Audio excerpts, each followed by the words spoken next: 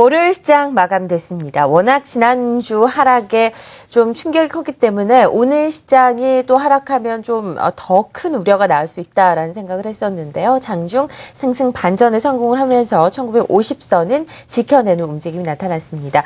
오늘 시장 소폭의 상승이지만 그래도 더 의미 있었던 것은 오늘 니케이 그리고 상위 종합지수가 큰 폭의 하락세를 보였음에도 불구하고 선방을 했다라는 점인데요. 오늘 시장에 대한 자세한 정리해보도록 하겠습니다.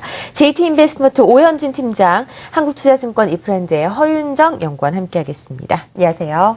안녕하세요. 네, 자 코스피 시장부터 정리해 보도록 하겠습니다. 삼성전자가 드디어 반등에 성공을 했습니다. 내일 이제 4분기 잠정 실적 발표를 하게 되는데요. 이 부분 우려감이 있는 것도 아직 사실이고요. 어떤 특징적인 흐름이 있었는지 좀 짚어볼까요? 네, 코스피 시장 오늘 일단은 조금 상승하는 흐름으로 마감됐는데 아까 앵커님이 말씀해 주셨다시피 타 지수에 비해서는 조금 선방하는 흐름이 아니었나 그렇게 판단을 하고 있습니다. 오늘은 뭐 그렇게 적극적인 매수세가 있었다라고 이제 반등했다기보단 매도하는 세력이 없었기 때문에 상대적으로 좀 반등한 흐름이 나타난 게 아닌가라는 흐름 좀 생각할 수 있을 것 같고요. 거래량이 아직은 회복되지 않은 구간이기 때문에 뭐 오늘 이제 뭐 다른 증시에 비해서 반등했다고 해서 계속해서 추세적인 반등을 보여줄 것이라고 생각하기는 아직은 좀 무리가 있지 않을까 이렇게 판단을 하고 있습니다. 그래서 낙폭 과대된 종목들이 오늘 반등한 게 오늘 시장을 한마디로 요약할 수 있는 좀 핵심적인 부분이었다 말씀드릴 수 있을 것 같고요.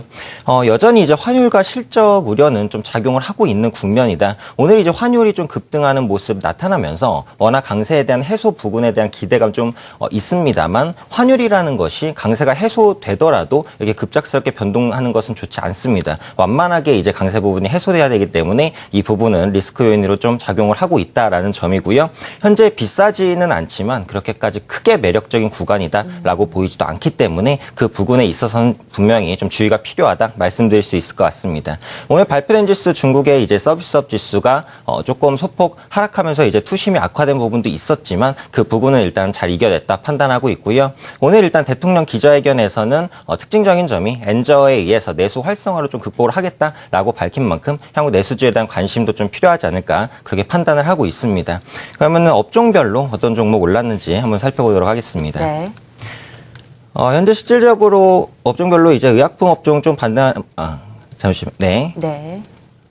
코스피 지수 지금 등락을 살펴보시면 전기 가스업이 오늘 좀 선방하는 모습 나타났었는데요. 한국전력 같은 경우는 이제 공공기관 부채가 국가 부채를 좀 넘어섰다라는 언급들 나오면서 공공기관의 개혁 의지를 대통령이 밝혔습니다. 그래서 그 부분에 있어서 좀 긍정적인 모습 나타났다 판단을 하고 있는 부분이고요. 한국가스공사도 마찬가지 부분 그리고 겨울철에 대한 가스 수요 증가가 좀 호재로 작용하면서 반등하는 흐름 나타나지 않았나 이렇게 생각하고 있습니다. 운수창고 업종 전체적으로 좀 반등하는 흐름이었는데요. 물동량 회복 과 성과 상승 흐름에 좀 해운주 좀 긍정적인 모습 보이지 않았나 판단을 하고 있는 부분입니다. 그다음에 의료 정밀 부분 좀 반등했고 통신업도 역시 ARPU 상승에 의해서 조금 반등하는 흐름. 전기전자가 큰 폭은 아니지만 그래도 소폭 좀 반등하고 있고요. 낙폭 과대에 따른 반발 매수세 들어왔다. 그리고 CES 2014에 대한 기대감에 의해서 현재 지금 조금 저가 매수세 들어오고 있는 게 아닌가 그렇게 판단을 하고 있습니다. 하락하는 업종 가장 특징적으로 건설업 좀 뽑아볼 수 있을 것 같은데 4분기에 대한 실적 부진 우려에 분명한 좀 약세 흐름 보였다 말씀드릴 수 있을 것 같습니다. 시총 상위 종목으로는 역시 삼성전자와 현대차 좀 반대하는 모습 나왔고요. 포스코는 실적에 대한 부담감 계속해서 좀 진행되는 모습이고 SK하이닉스 4분기 견조한 실적 전망되고 있죠. 또 우시 이제 화재 복구되면서 수율 개선과 외국인 수급 개선되는 흐름 좀 긍정적이지 않을까 판단되고 있는 부분이고요. 한국전력 아까 말씀드렸던 부분의 강한 반등 그리고 신한지주랑 삼성생명 향후에는 앞으로 금리가 좀 상승할 것으로 보임에 따라서 긍정적인 흐름으로 마감했다 정리하도록 하겠습니다. 네, 삼성전자, 현대차. 일단 의미 있는 두 전차 군단이 오늘 반등을 했다라는 것을 좀 많은 의미를 두고 있는 상황이고요. 다른 뉴스도 한번 확인을 해봤습니다. 코스닥 시장에 어떤 특징적인 부분이 있었나요?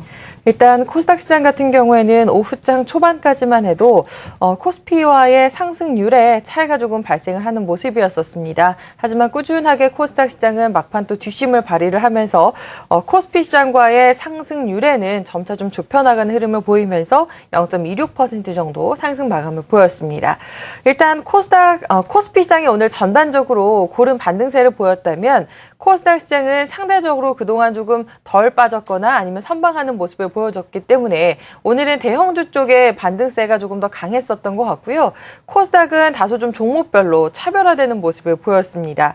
일단 수급과 관련돼서는 오후장 초반까지만 해도 외국인 기관들이 동반 매수도에 대한 흐름들을 좀 보여줬었는데요. 기관이 먼저 매수로 좀 전환되는 모습을 보여줬고 외국인들도 결국에는 소폭의 매수로 전환되면서 일단 시장을 마무리해주는 모습이었습니다. 특히 장중에 일단 업종별로 그 수급을 좀 살펴보면 외국인들과 기관들은 금일 코스닥 시장에서 반도체라는 매수 1위의 공통 분모를 갖고 있는 상황이었었고요. 반면에 IT 소프트웨어라든지 IT 부품과 관련된 종목들은 조금은 엇갈리는 매도의 공통점을 지녔다라고 좀 특징을 설명해 드릴 수가 있겠습니다. 시총 상단 종목들의 움직임을 통해서도 종목별 차별화를 설명해 볼 수가 있을 텐데요. 일단 오늘 셀트리온이 1% 정도 하락 흐름을 보였고 파라다이스도 1.5% 정도 하락하는 흐름을 보였습니다. 반면 포스코 ICT 같은 경우에는 4.6% 가까운 상승 흐름을 보이기도 했었는데요.